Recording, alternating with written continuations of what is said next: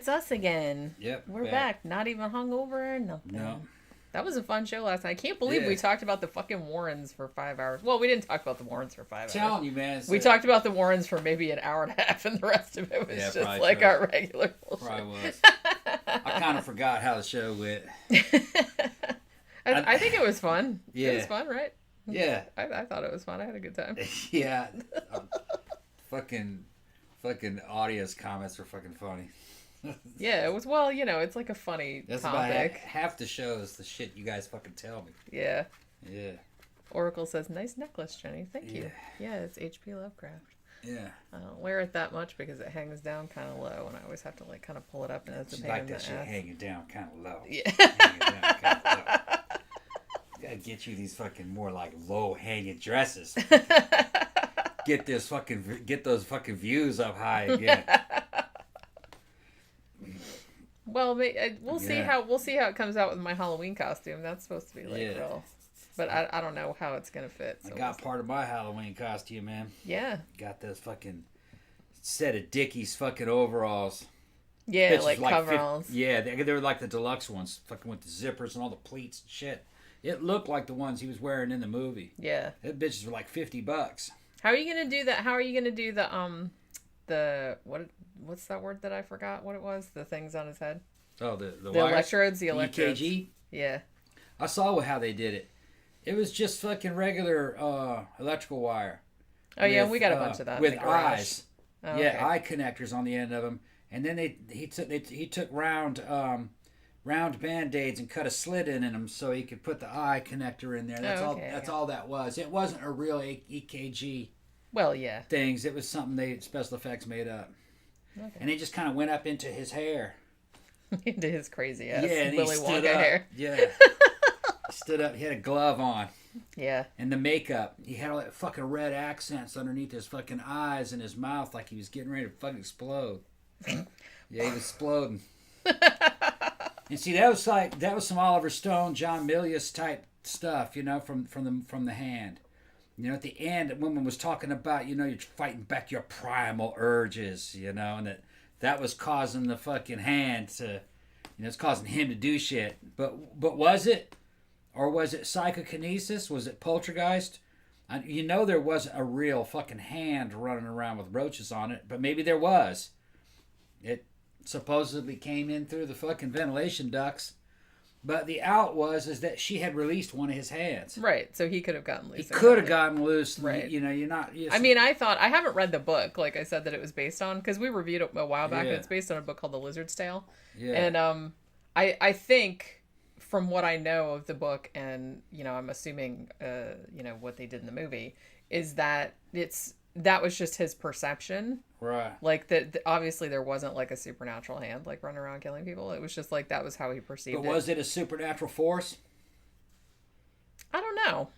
I guess it could have been. Like I said, they left it ambiguous. You see, here's the fucking weird thing, is that character, and I gotta go back and see what his name was. I don't remember what his name was in the movie.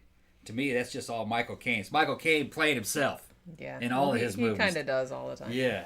But anyway, he was an artist, and he's drawing fucking basically Conan. Yeah.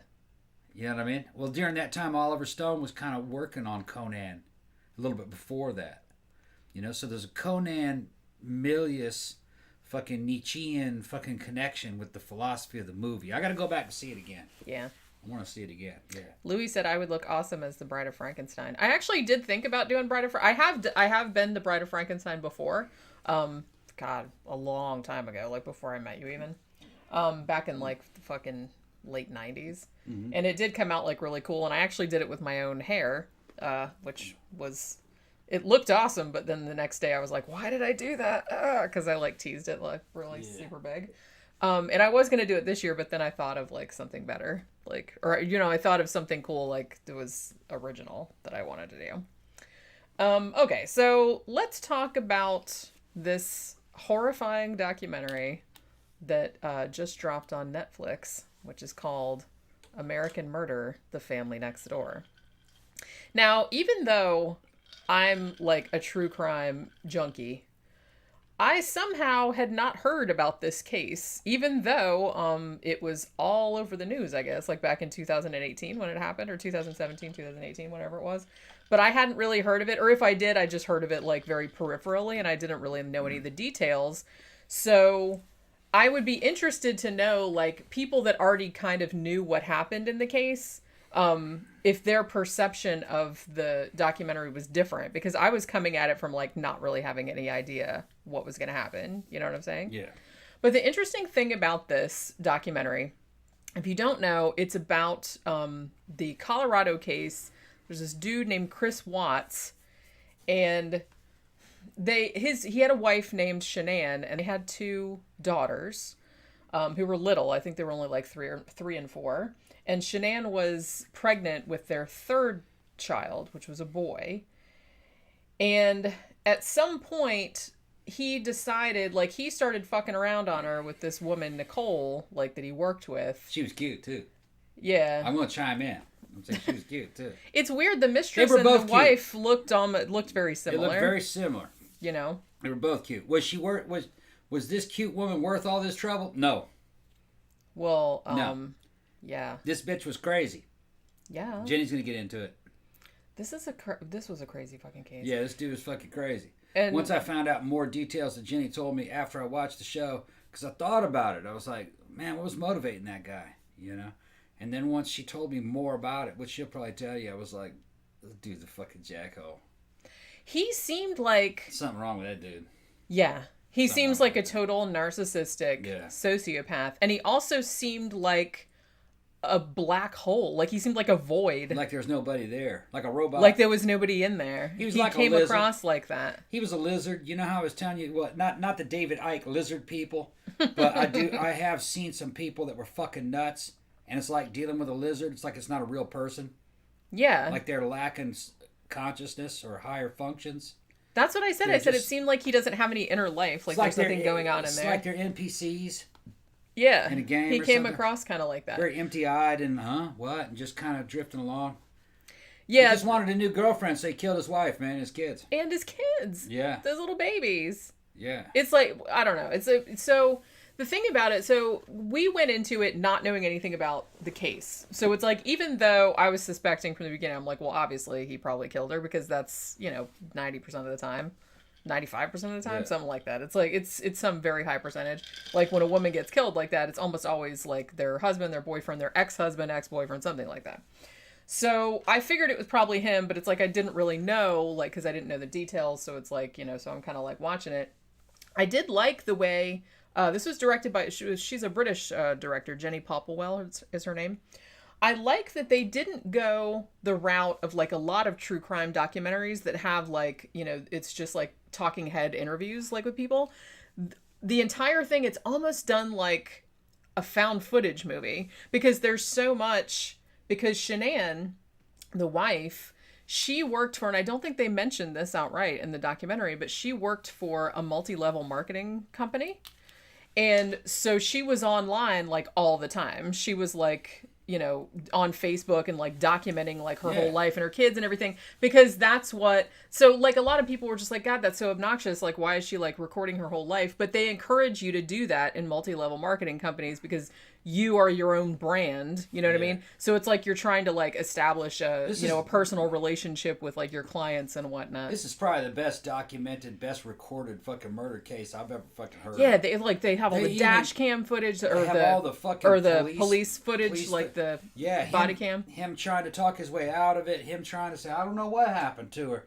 Just everything. The fucking neighbors had fucking footage of fucking the truck being in a certain place and him doing weird stuff every now and then. And they had all their text messages, like all their computer records. They had everything like that. It's like a reality show. That's what I mean. It was like a found footage one. And I really liked the way they did that. They didn't do any like talking heads, interviews, nothing like that. It just unfolded like through their Facebook like videos that she had posted. Body cam footage from the cop that like came and when she disappeared. And they had like all their text messages back and forth. His and it was interrogation crazy. and shit. Yeah. I'll tell you what, his polygraph. This dude was so fucking dumb and so amateurish in his thinking that I thought he didn't do it. Yeah. I was like, He couldn't have done it because there's no way for him to get away with this shit if he did. He doesn't have an alibi. If this is premeditated, then why, because this is supposedly a premeditated murder, but it was like premeditated by a fucking 6-year-old child. I'm not sure how much premeditation he did. Like, it was premeditated for sure, but I don't know how long he was planning it, or if he had planned to do it that particular day, or if he just decided, oh, well, I'm just going to do it now. He just strangled his fucking wife while she was sleeping, put her in the truck, put the kids in the truck, fucking took them out to the woods, strangled the kids, fucking... I think he smothered the kids. Smothered the kids and threw them down a little and fucking threw them hole. in like a fucking oil tanks. In an oil tank. And then out of the site where he worked. Went back home and pretended like she didn't know where they were. I don't know where he cooked up a fucking plan like that. Like, oh, they'll never think I had anything to do with it. There's no evidence. I'm like, what are you talking about? The fuck you talking about, You're the first person. That is not how the husband is the first person they suspect. So then they give him a polygraph, which he fails. They come in there miserably. They come in there and pressure the fuck out of him, and he, I did it. He caved. He goes, I killed her because she killed the kids. So he fucking put it on her to try to talk his way out of it. And then I'm thinking to myself, I'm like, how was this planned? How are you gonna kill your family, and then your new girlfriend not notice that the wife and the family are gone, and she's just gonna move up in the house with you, and it's gonna be okay, and the cops will never fucking... What world does this motherfucker live in? I kind of feel like his thing was because it's... How do you even keep the girlfriend? The girlfriend would like, nah, this shit's not right. What happened to your family? Yeah, it's like, why would you want to stay with a dude? It's like that killed his fucking wife and children. Why are the cops questioning you all the time? He would run screaming in the other direction. Why are the cops questioning you all the time about your family disappearing? Yeah, I'll move in with you. What kind of fucking world? What is this dude thinking? He's not thinking. I don't think he was. I don't think he had much intelligence. I think it's like I kind of looked into, because I was really interested in this case. I will say I think the documentary is very good. Like I said, I really like the way that it's put together. And coming at it as somebody that didn't really know anything about this case, it was like really interesting and like really compelling how it unfolded. But I will say that once I kind of got really interested, so I went and like researched the case, and they left a lot of shit out. Yeah, one of the things that really fucking blew my fucking mind is I'm watching this program, and it doesn't say so. I'm projecting a motive into him. I'm thinking, well, he's trying to get rid of the old family and get the new girlfriend up in that nice, brand new, beautiful, expensive fucking mansion that he just bought. Not really a mansion, it's just a large house. Yeah. And then he's just going to continue his life like that. And he doesn't want to pay all that alimony. Nope. They weren't making any money anyway. They were fucking in debt. They were going to lose that house probably. So what does that mean? He did that shit for nothing. He did it for nothing. Yeah. He wasn't protecting any kind of money or investment or anything. Not that would make it better, but it's like he didn't really even have... That's a rational motive. Right. He's trying to protect his wealth. And he's going to kill the family. All right. That's something, at least. This dude didn't even do it for that. He could have walked away from all that. He was going to lose that house and that family anyway.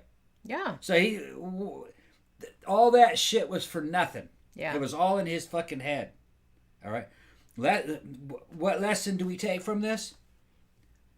Divorce your fucking wife. That's all he had to do is divorce his wife. Yeah. He wouldn't be in prison.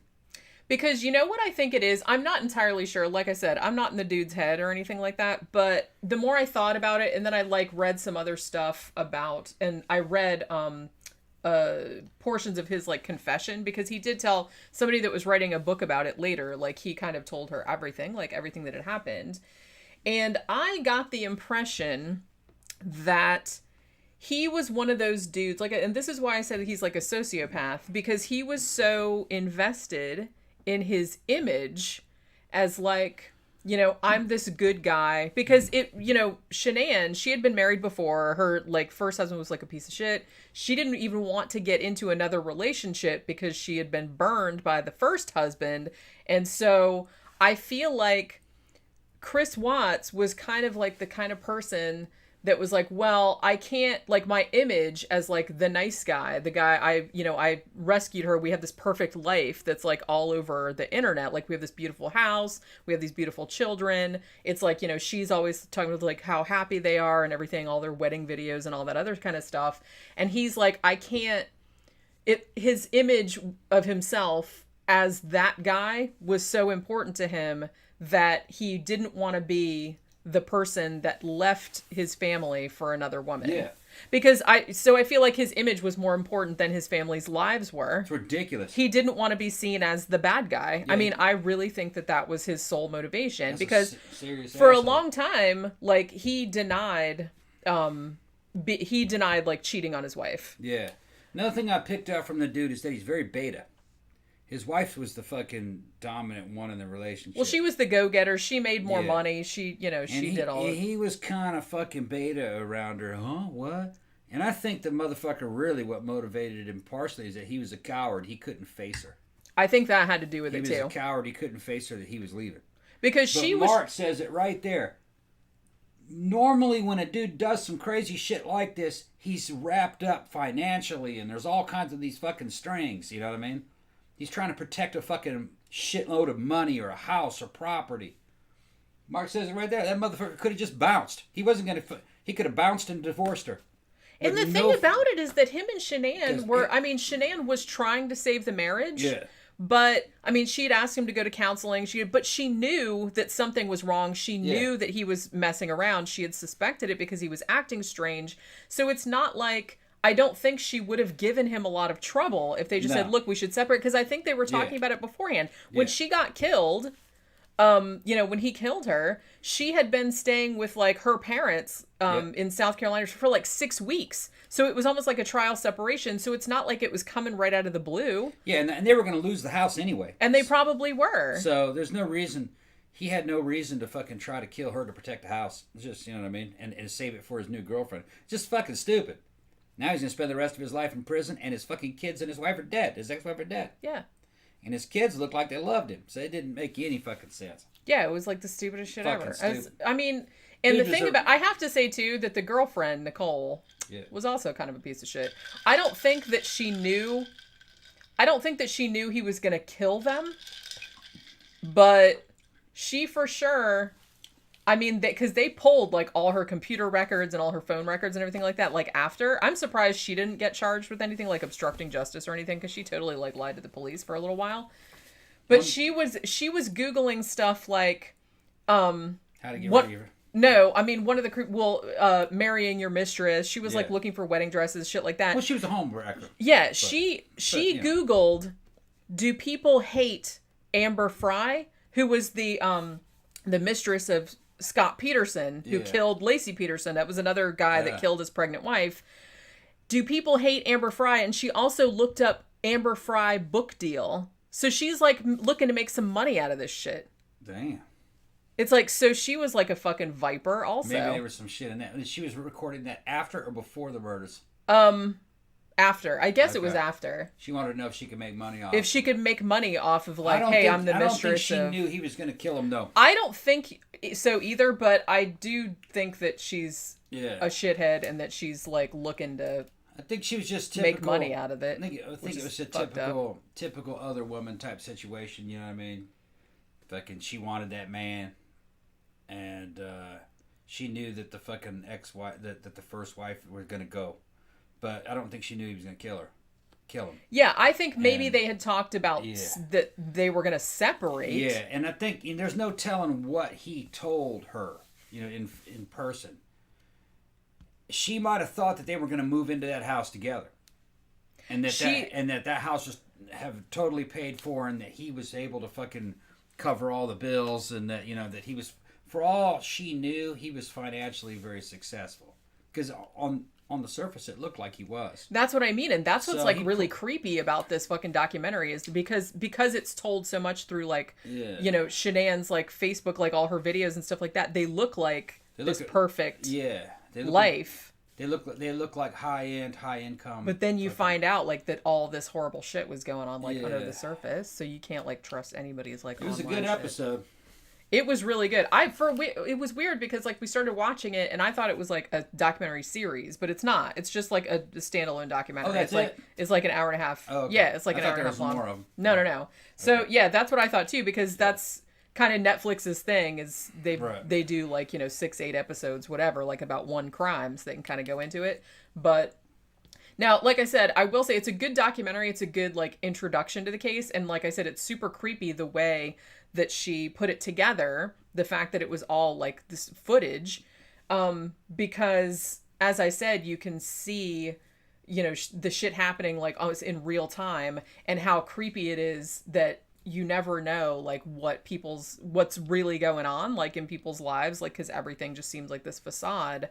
And one of the creepiest things too was that when after Shanann and the girls like disappeared, or so they claimed, and he did not call the cops. Shanann had a friend who was worried about her because Shanann had just come home like from the 6-week trip like the night before, like at 2 a.m. and her friend had dropped her off at the house because her flight had been delayed or whatever. And then like that night Chris killed her, and then the next day he was like, oh well, they went on a play date or something like that, and the friend looks in the garage and sees Shanann's car in there, and it still has the car seats in it, and she's like, yeah dude, you're full of shit. And it's like she was supposed to go to the doctor today and call the doctor's office, and she didn't show up, so the friend was like, I'm calling the cops, and fucking Chris told her not to, but then of course she did anyway, because that friend was a fucking hero. And then they go to the fucking neighbor's house because the neighbor had cameras all over his fucking house, and he had caught Chris like parking his truck in a weird place and like loading something. You couldn't tell it was a body or anything because it was real sketchy looking. Sandra said Chris and that girlfriend were going to get an apartment together. They were going to live in that house. Yeah. Because like I said, I think they were behind on the more. I'm not entirely sure. Like maybe someone can look that up, but I don't think that. She's saying that she thinks that he didn't want to pay that fucking child support for 3 kids. But really, I mean, he had a job. He didn't make a whole lot of money. But, they can only take so much from you. I mean, if you don't have the money, they can't take much from you if they don't have anything. I don't know the state. That's what I mean. It's Colorado. Colorado. I don't know what the laws are there, but, you can only pay what you can pay. I mean, even before, like, the stupid thing is that apparently, I mean, looking from all their, like, because they pulled, like, all their text messages and everything like that between Chris and his wife, like, before, like, all the arguments they had and all this other kind of stuff. Apparently, when she got pregnant again, she, according to her, she was telling a friend, she's like, Chris said he wanted another baby. He wanted a son. She's like, but then I get pregnant, and then he's like, I don't want it. You know what I mean? Like, he basically told her, I don't want it. Like, you need to get rid of it. And she was, like, wigging out. He knew he was leaving. That's what I mean. And it's like, so, as I said, it's just, this dude is just, another creepy thing, too, is that, like, when the cop first got there, like, when supposedly Shanann had disappeared, they were asking him, like, do you know, where she is and, like, what happened and stuff. And he's, like, answering, no, I don't know. And he was, like, smirking. Almost like he couldn't, like, hide it. Yeah. Like, no, I don't know where she is. Yeah. It was so fucking his emotions creepy. were all wrong from it seemed like. Yeah, it's like he didn't, I mean. He knew where they were. He wasn't under any stress. He wasn't like, where are they? He wasn't like that. Which is what a normal person would be like. Gotta find them. Like, if your wife and kids was missing, you'd be, like, wigging out. Like, where the fuck are they? You'd be jumping in the car looking for them. Right. And it's like the fact that he was just like, nope, I don't know where they are. Because he knew they weren't coming back. Yeah. But, horrifying. Yeah. It's horrifying.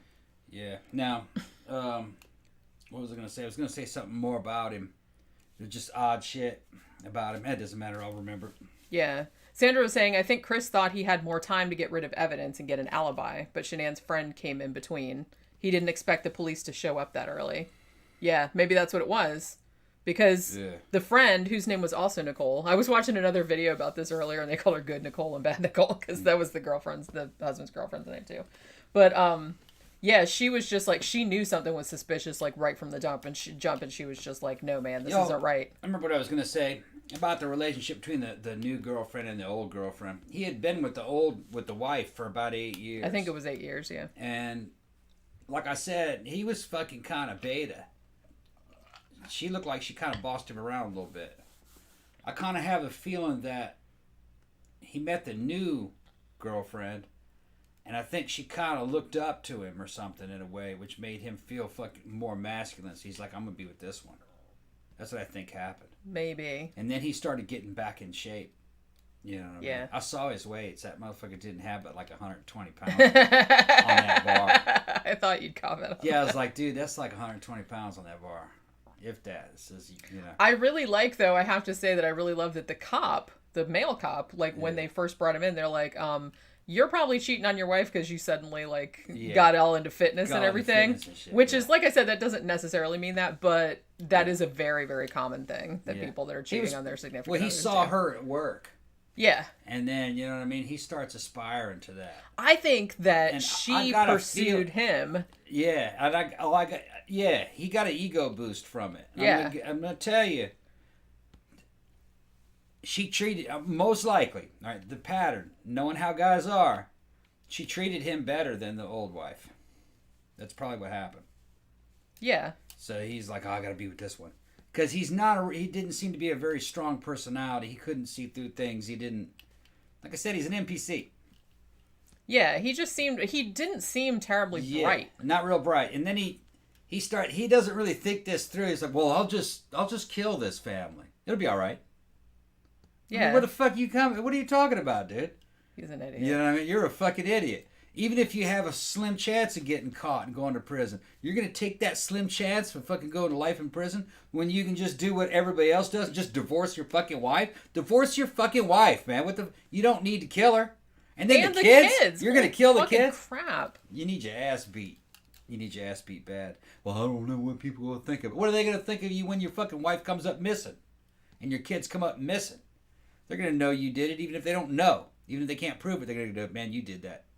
Well, like I said, it's like, I don't know, like, you know, the exact statistic, but every time a woman gets murdered like that, 9 times out of 10, it is usually their husband or their ex-husband or their boyfriend or something like that. It's almost always that. Yeah, and they dig through the past, and there's a long paper trail of all kinds of fucking problems and a bunch of motives that this dude might have to get rid of, to knock the wife off. Yeah. I mean, one thing I will say, because I kind of feel like, you know, even though this was directed by a woman, but I will say that they made Shanann, I don't know if they made her look bad, but they did make her look kind of needy and obnoxious a little bit. And I don't know, because from what I read of her, like when I kind of read more about the case, you know, she was kind of a little bit obnoxious, I guess, where she was just real bossy. She was just kind of one of those like go-getter type women. But I feel like she was a lot nicer than they portrayed her in this. I don't think she was a bad person. No, she wasn't. I think the new woman treated him better. That's why he did it. But like you said, he's an NPC. He got mental problems, though. He took that shit too far. That's what I mean. That is like a sociopathic. Yeah. And I mean, for him to just stand there and be like, no, I don't know where they are, and then he's just like smirking at the cops. Fuck that guy. He's a piece of shit. He's crazy. My God. It's a lizard. Yeah. Yeah, I can't fucking... I mean, that's just so fucking dumb. It's so fucking dumb. Something missing in him. Something missing in that dude. Yeah. Yeah. I mean... It's not normal. And another thing, too, that I found out, and I was like, oh, that's really nice, too, that he actually killed all 3 of them, but then he tried to posthumously blame it on his wife. Like, oh, you know, she was killing the kids, and I just, like, blacked out with rage and killed her to save them or whatever. Yeah. And then it's like, then it came to light later that he had actually tried to kill the kids first. Yeah. Like, he tried to strangle them or smother them, and then he thought he had killed them, and then he went into the master bedroom and killed Shanann, but then the little girls got up. Yeah. You know what I mean? So they were still alive. Yeah. And so he puts her body in the fucking car and then puts the little girls in there alive and takes them out to the fucking oil field shit and then smothers the kids and stuffs them into the fucking He had a dead tank. mom in the back or something. Yeah. He's a real piece of work, man. And the kids were like, is mommy okay? What's the matter with her? It's like, that's fucking horrifying. Yeah. Fucking horrifying. Make your skin crawl. Yeah. Ew. I mean, the only thing kind of close is a couple of cases that I've heard about where a guy kills the whole family. A family annihilator, that's what they call that. Which one? That's what they call that type of family person. Annihilator. Usually they commit suicide, though. Yeah, usually they commit suicide. So this was kind of a rare case. Sometimes they stay alive, though. Yeah. And then usually it's kind of like an honor killing. He's got this big fucking house, and he's doing things, quote unquote, quote, the right way, end quote. You know what I mean? And he's real fucking kind of uptight. and he's got to be the fucking main breadwinner. He's one of those kind of guys. Then he loses his job, and he can't fucking hide it from everybody. And his status in the family is going to be diminished. And they're going to have to fucking leave the house and go to fucking cheaper quarters till he can find... And he can't deal with it. He can't go with that. He's a guy who, once he has something, he can't let it go. He can only move up. He can't move down. Yeah. So what he does is he, like, rationalizes to himself that I have to put this family out of their misery. Yeah. So he usually ambushes them and fucking quick coup de grace. Like gunshot wounds to the head. They don't even know what's coming. And then he wraps everything up and burns the house down and then kills himself. That's usually what happens. Something like that. One dude fucking just killed him, left them all out, left fucking shit, kind of left them out like they were... He left them in positions of honor and shit and then vanished. Yeah. They didn't find him for fucking decades. They found him as a very old man later where he had kind of just survived. Yeah. Weird, There's some guys that just can't deal with fucking loss of face. It's almost kind of like something... It's almost kind of like something that you might see happen in Japan, where a guy commits suicide because he loses his job, that kind of deal. I mean, the fucked up thing about that is that their wife and kids at that stage are just part of their ego. Like, it's something that's propping their ego up. It's almost like they don't consider them as, like, full people. No. Because it's kind of like, this is part of my image. My image is collapsing, so I have to, get rid of them. It's like, you didn't ask them if, like...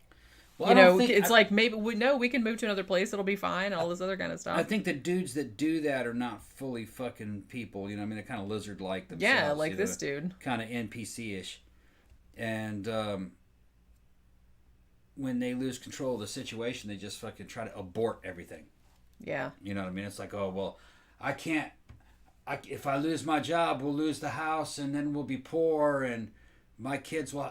I'll have to take them out of private school and they'll have to go to regular school and they'll have a bad upbringing and they won't be up to my standards and all this shit will be substandard and, so, we have to end all this. And that's the thinking. Yeah. Weird.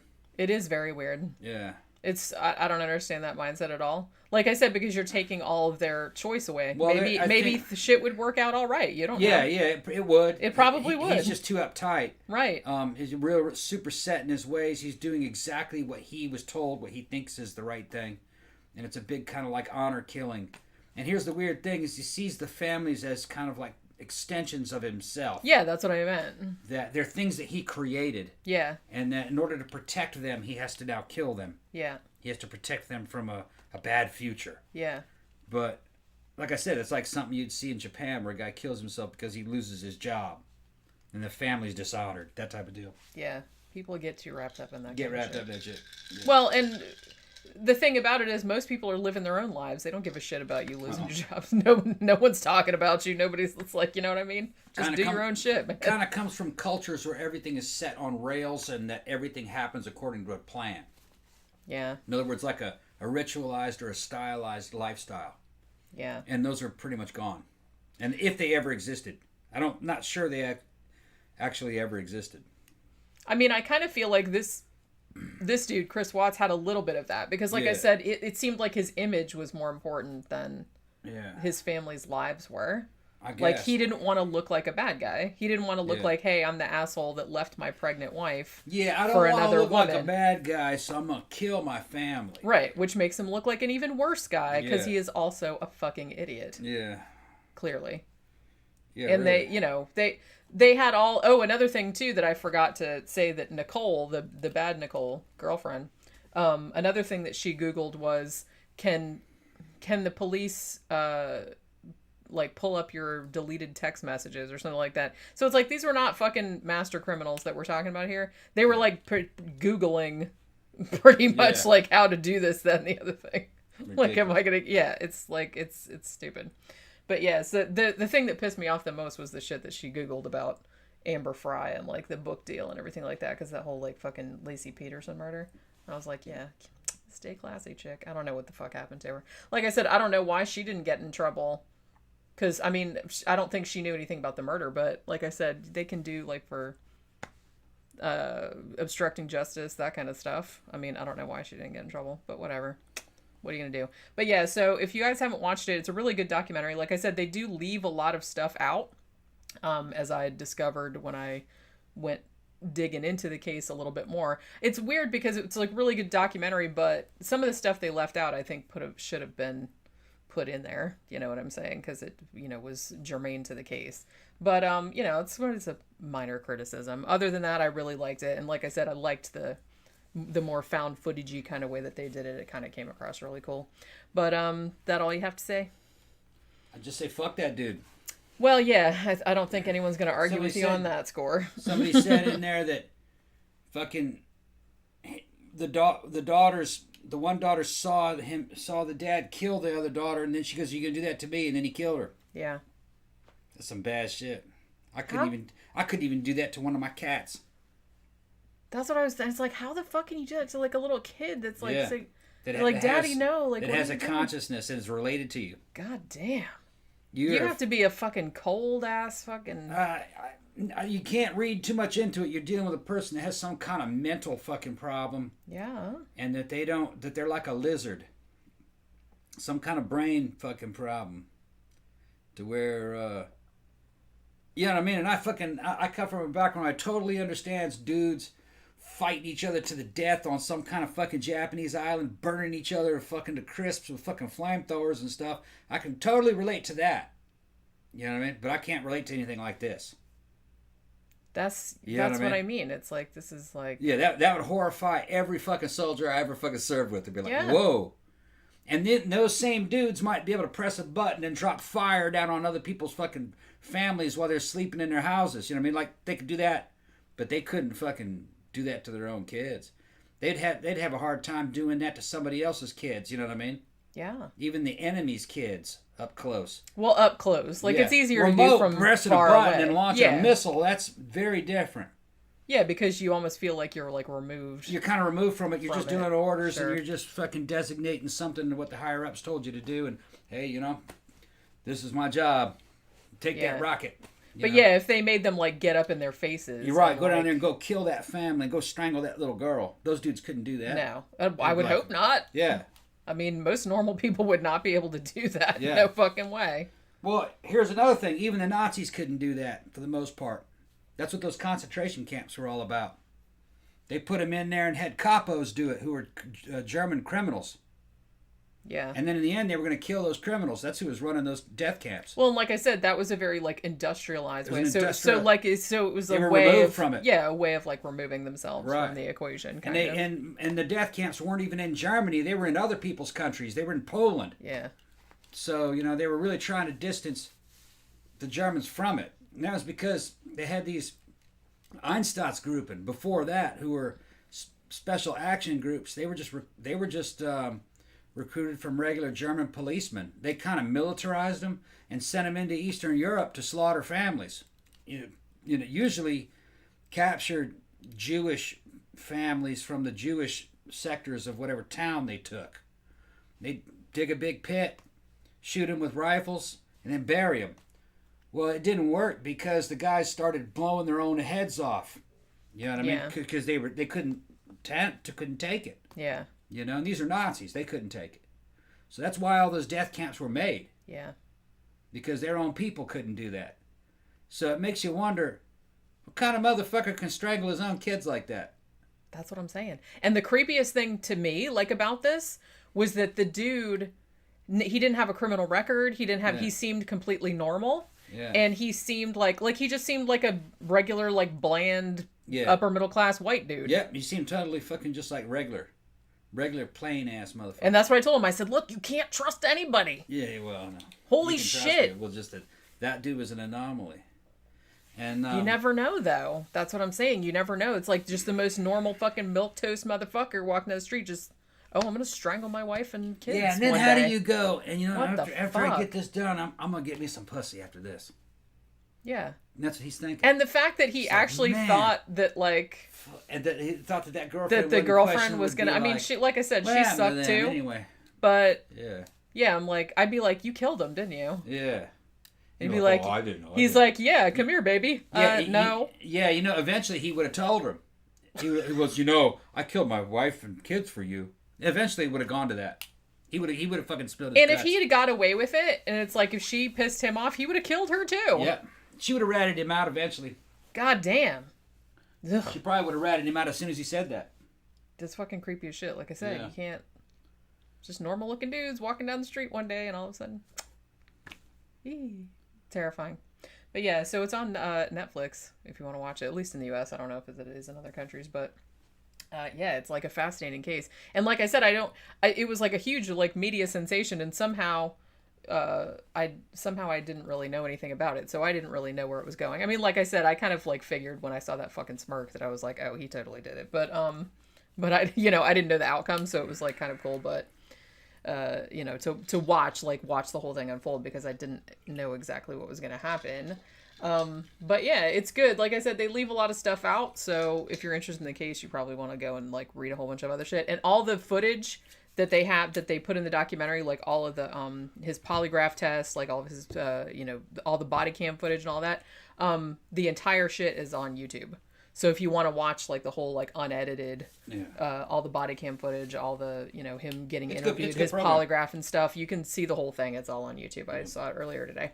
All right, so we will kind of taper this off, I guess. Yeah. And we'll be back tomorrow talking about another movie, which we've actually already seen. So I'm kind of excited to talk about this one because it's like a horror movie and I really, really dug it. But yeah, so we'll be back tomorrow at 3 p.m. Eastern Standard Time like usual with another live matinee. So, bye.